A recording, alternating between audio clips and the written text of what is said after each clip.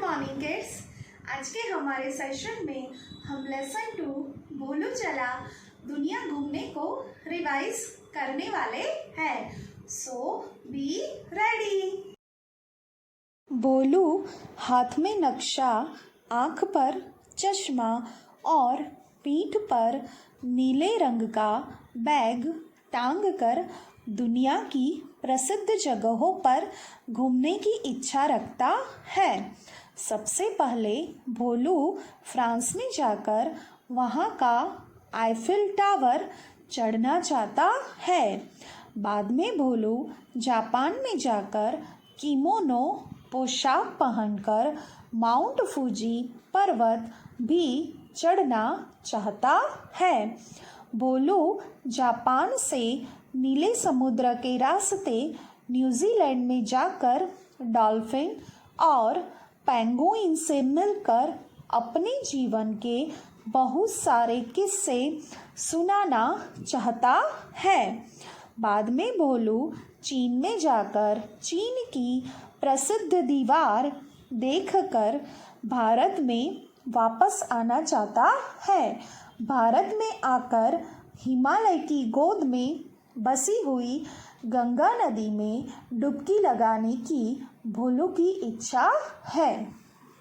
बच्चों, इस पाठ में हमने हिंदी व्याकरण में संज्ञा के बारे में पढ़ा।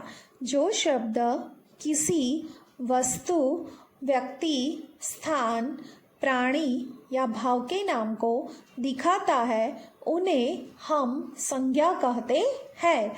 संज्ञा के 3 भेद के बारे में हमने जाना। व्यक्तिवाचक संज्ञा, जातिवाचक संज्ञा और भाववाचक संज्ञा।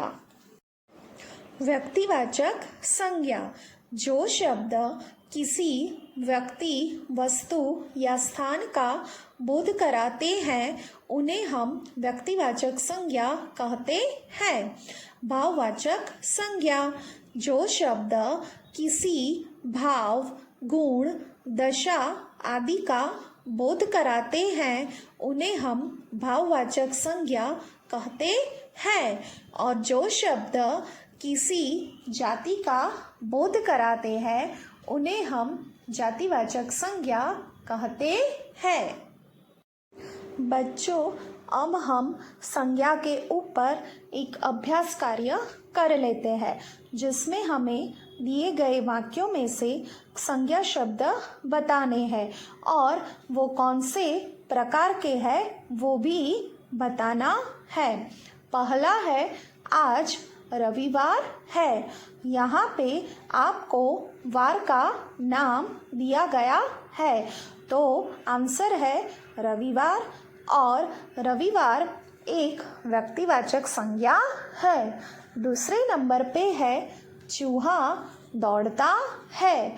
यहाँ पे बच्चों चूहे का नाम नहीं दिया गया पर चूहा अपनी पूरी जाति का बोध कराता है तो आंसर होगा चूहा और संज्ञा है जातिवाचक संज्ञा।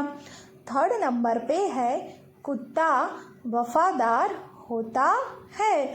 यहाँ पे भी कुत्ते का नाम नहीं है पर कुत्ता पूरी जाति का बोध करा रहा है तो आंसर है कुत्ता जातिवाचक संज्ञा। और वफादार एक गुण का नाम है तो दूसरा है वफादार और वो भाववाचक संज्ञा है। चौथे नंबर पे है वे साहस और बहादुरी से लड़े। बच्चों, यहाँ पे साहस और बहादुरी दोनों गुण के नाम है तो इसका उत्तर है साहस और बहादुरी और दोनों नाम भाववाचक संज्ञा हुए। बच्चों, यहाँ पे दिखाई दे रहे 4 वर्ण श, त्र, ज्ञ और श्र को हम संयुक्त व्यंजन कहते हैं। संयुक्त व्यंजन 2 या 2 से अधिक व्यंजनों के मेल से बनते हैं। बच्चों, अनुस्वार और अनुनासिक की मात्रा वाले वर्णों का हम जब उच्चारण करते हैं तो ध्वनियाँ हमारे मुंह के साथ साथ नाक से भी थोड़ी बहुत निकलती है, पर उसमें भी थोड़ा अंतर है। तो चलिए वो भी रिवाइज कर लेते हैं। अनुस्वार की मात्रा वाले वर्णों का उच्चारण हम जब करते हैं तो सांस नाक से ज़्यादा बाहर निकलती है और मुंह से बहुत कम निकलती है। और अनुस्वार का हम जब मात्रा के रूप में वर्णों के ऊपर प्रयोग करते हैं तो आपको पता ही है हम छोटी बिंदी लगाते हैं।